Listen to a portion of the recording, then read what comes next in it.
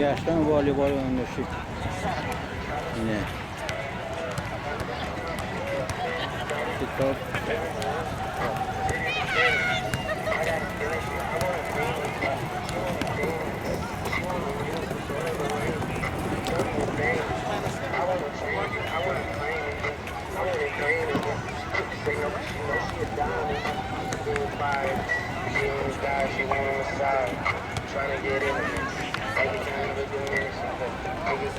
Evet, top oynayalım.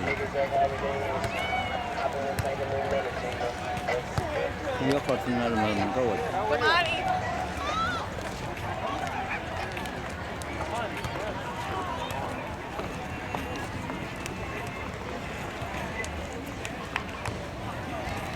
Ne yer salgın adamlara gelip din çalışıyor.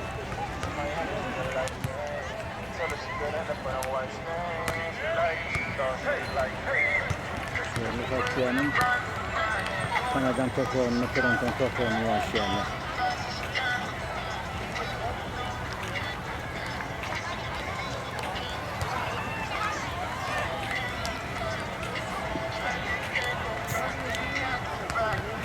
Burnu yerlerden silahını.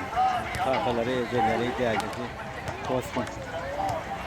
Yüzün tepki tıkayken durmuyor böyle.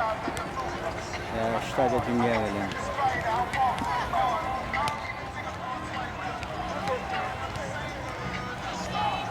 Bu mandıratlarının düşünmenin sebebi Hüsayin medeniyetiyle tanıştırmaktır.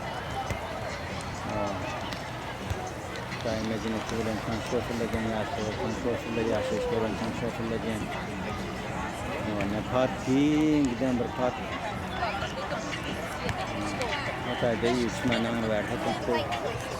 Hatay'da taban yapıyorlar. Kimler burada için ayla atıyor. Kimler olsun. Sansa çıkıyor. Kimler top oynatıyor. Gırgırlı yağdaydı.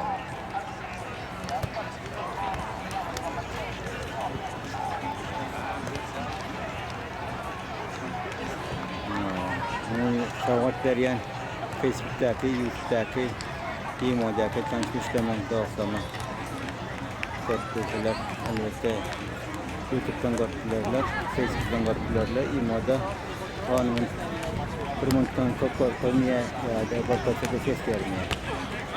Şey yazayı var. Mutlak diyor.